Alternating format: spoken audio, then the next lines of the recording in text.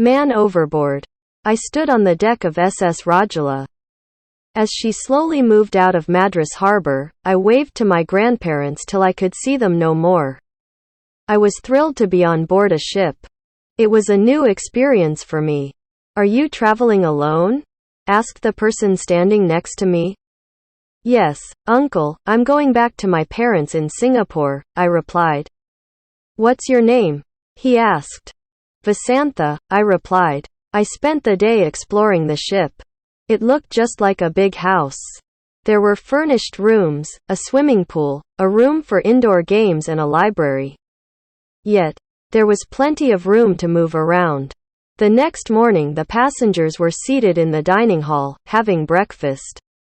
The loudspeaker spluttered noisily and then the captain's voice came loud and clear. Friends, we have just received a message that a storm is brewing in the Indian Ocean. I request all of you to keep calm. Do not panic. Those who are inclined to seasickness may please stay in their cabins. Thank you. There was panic everywhere. An old lady prayed aloud, "Oh God, have mercy on us. My only son is waiting for me in Singapore." A gentleman consoled her, "Don't worry, madam, it's only a warning. We may not be affected at all." Another lady, who was sitting beside me, looked very ill. "Not rough weather. I'm already seasick. A rough sea will be the end of me." I could not understand why all the elders were so upset. I remembered the several sea adventures I had read. Excitedly, I turned to the elderly gentleman sitting next to me. "Uncle, won't it be thrilling to face a storm on board a steamer? Have you ever been on a ship during a storm? It can be quite unpleasant, you know," he replied rather severely. I remember a time when the ship on which I was traveling ran off course. We were wandering on the ocean for a couple of days. I remembered my class teacher, an English woman, telling us in class one day, when I crossed the English Channel on my way to Singapore. There was a big storm near Gibraltar. The ship rocked to and from. Everything in the cabins rolled up and down. Even the heavy pianos in the lounge went crashing against the walls. This made my imagination run wild. Turning to Uncle again, I said, "Wouldn't it be fun if the storm broke when we have lunch? Then the tables, with all the food on them, would run away from us. And the chairs, with us sitting on them, would be a merry-go-round." Everyone round the table stared at me in horror. I thought to myself, "Oh, these adults, they've no sense of adventure. How dull they are." The storm didn't break, but in the evening a strong wind started blowing. The ship rocked to and from, rocking and rolling to the music of the wind. Huge waves were dashing against it. Even though the deck was slippery, I was running around. That's when I noticed Uncle leaning over the railings. I ran up to him, thinking he too was enjoying the experience. "Good morning, Uncle, isn't it lovely?" I asked him. But he wasn't well at all. He was retching over the rails and looked rather blue about the mouth. I felt sorry for him. "Can I be of any help? Shall I call the doctor?" I asked him. He couldn't reply, but only held up his hand. As another bout of retching shook him, he leaned over the railings. At the same time, a huge wave lashed the ship. It lurched violently and the man tumbled over the railings into the wild sea. For a second I stood rooted to the spot. Then I ran like someone possessed, shouting, and, "Help! Help! Man overboard! Save him!" I must have made a lot of noise. I heard footsteps hurrying even that early in the morning. Tears streaming down my face and shouting incoherently, I ran full pelt into an officer. "What's the matter? Why are you making so much noise?" he asked in a stern voice. I was surprised to see it was the captain. "Oh sir," I blurted out in relief. "A man fell into the sea. Please save him." "Where?" he asked, immediately on the alert. "There," I said, pointing a finger. He did not wait for more details but ran at once to a room full of officers. "Man overboard," he cried. "Stop ship. Drop anchor. Quick." His instructions were immediately obeyed. The captain then raced to the upper deck. I kept trailing behind him. "Lower the lifeboats and crew into the sea towards the helm," he said. "There is a man overboard." Here again the men quickly obeyed him. People started crowding the deck. "What's happening?" somebody asked me. Word soon went round. Everyone was tense. Only an occasional, "There he is," could be heard. Someone asked, "Who is he?" Another replied, "Don't know." Meanwhile 2 lifeboats moved towards the man. I stood close to the captain. In his anxiety, he gripped my shoulder tightly and I winced.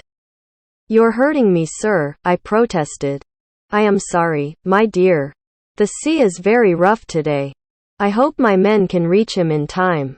My ship has never lost a passenger before," he said, crossing himself. He was watching the rescue operations through a pair of binoculars that hung round his neck. The boat was too far for me to see what was happening.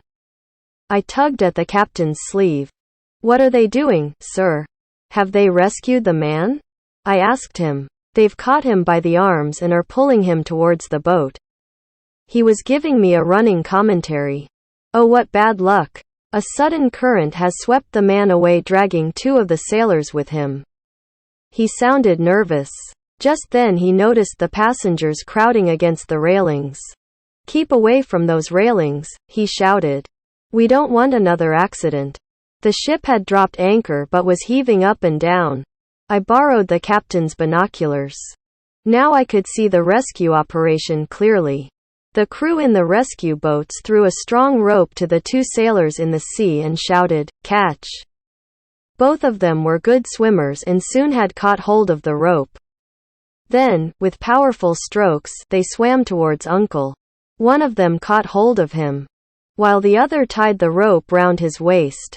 With Uncle between them and the rope secure, the sailors swam back to the lifeboats.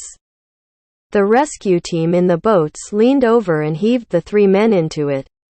In a jiffy the boats were heading back to the ship.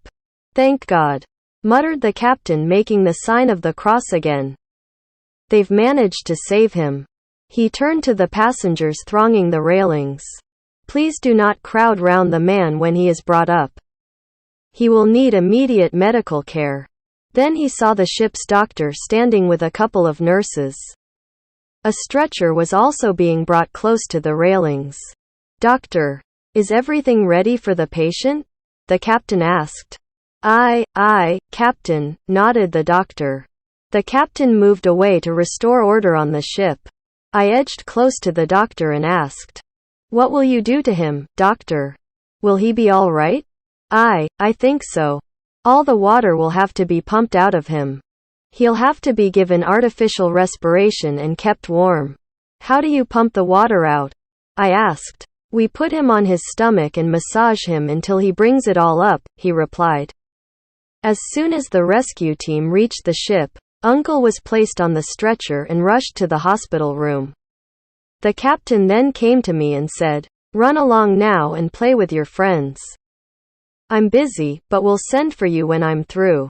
I might even have a surprise for you." When he turned away, I quietly sneaked into the hospital room to see what they were doing to the patient. 2 nurses were scurrying to and from with trays full of medicines and syringes.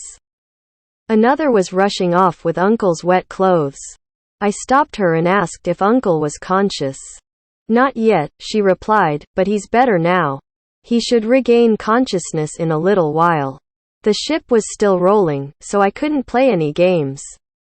I went and sat in a cozy chair in the lounge and started reading a storybook. I was feeling drowsy and must have dozed off. The next tiling I knew was somebody saying, "Wake up, child. You're Vasantha, aren't you? The captain wants to see you in his cabin." I looked up to see a sailor standing before me. It took me a minute to recollect the rescue operation and the captain telling me, "I'll call you afterwards." I followed the officer eagerly. He left me outside the captain's door, saying, "And go right inside." I knocked and entered. The captain was standing in the middle of the room. When he saw me, he came forward and literally swept me off my feet. He was still smiling when he put me down. You will have plenty to tell your friends, eh? Now close your eyes. I did so. Seconds later, I heard him say, "See what I've got for you." On opening my eyes, I saw a big brown box. On it was written, "With the best compliments of Captain Lindsay." I took the box and eagerly opened it. "Oh, what a lovely ship!" I exclaimed. "Does this really belong to me? Can I keep it?" Lying snugly on a velvet backing was a most beautiful model of the ship. On it was inscribed, "BISN and Company SS.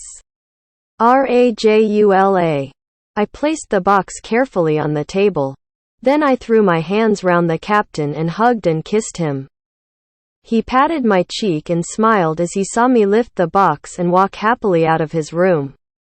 I proudly showed my present to everyone I met. "See what the captain has given me. Isn't it lovely?" "Yes, indeed," was the unanimous verdict.